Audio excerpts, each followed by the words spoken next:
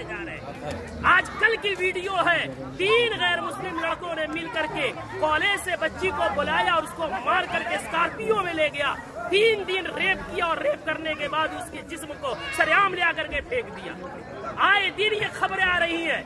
मैं पूछना चाहता हूँ, इसके पीछे के जिम्मेदार मुआशरे के हमारे और आप जैसे बेगैरत लोग नहीं है जो शादियों में, नाच गानों में, पैसों में आग लगा रहे और आग लगा करके शादियों को इतना मुश्किल बना दिया कि वक्त में शादियां नहीं हो रही है, जिसकी वजह से हमारी बेटियां, जज्बात उनमें भी है, जज्बात की रो में बह करके एजुकेशन वाली बच्चियां गैरों के गोद में खेल नहीं रही है, बल्कि टिश्यू पेपर बना करके उन्हें इस्तेमाल करके गली कूचों में फेंक नहीं दिया जा रहा है, बल्कि उनके चेहरे उड़ाए जा रहे हैं। इतने अदब व एहतराम के साथ बार बार इसरार करने के बाद झुक करके, बाप कह करके, भाई कह करके, ईमान का हवाला देकर, इस्लाम का हवाला देकर, पूरी सोसाइटी के अदब पैमान का हवाला देकर के कहा गया, लेकिन फिर क्यों नहीं माने?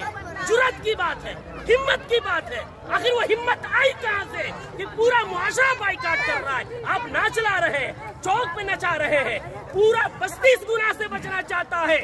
खुदा का खौफ खाए हम लोग, कल क़यामत में क्या मुंह दिखाएंगे? पूरे गांव में नचाते हुए लेकर आते हैं, मस्जिद के सामने से लेकर आते हैं, पूरे गांव में। ये क्या है? इसको जिद नहीं कहते हैं तो और क्या कहते हैं? इसको हठधर्मी नहीं कहते हैं तो क्या कहते हैं? कौन है वो मौलवी, कौन है वो आलिम दीन जिसने कुरान और हदीस पढ़ा है और इतनी सख्ती से मना करने के बाद उस मजलिस में, उस शादी में नाच गाना हो और वो निकाह पढ़ाए, उसका कुरान और हदीस इजाजत देता है? मैं तो एहतराम करता हूँ कि इन्होंने पहले ही जो हमसे मोहब्बत और शफकत के साथ इकरार किया है। कौन है ऐसा जो जिस मजलिस में नाच हो रहा हो, जिस स्टेज में वेशियों का धंधा चल रहा हो, जिस स्टेज में खड़ा हो करके बहनों के पाँव में घुंघरू बांधा जा रहा हो, उनके सरों से दुपट्टे खींचे जा रहे हो, जिस निकाह जो इबादत है उस इबादत के अंदर मुआशरे के लंगे और लुफंगे और लवंडे औरतों के पीछे तालियां बजा रहे हो, वो निकाह में किस मौलवी का इल्म इजाजत देगा निकाह पढ़ाने का?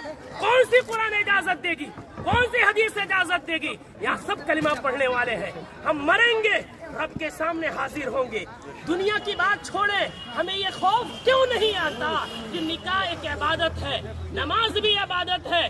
नमाज में अगर कोई गाना बजाए, नमाज का मजाक है। निकाह में कोई गाना बजाए, वो निकाह का मजाक नहीं तो क्या है? जो मौलवी कुरान की आयत पढ़ेंगे उनका मजाक नहीं तो क्या है? हदीस पढ़ेंगे, उनको पैरों की ठोकरों में रखना नहीं है तो क्या है?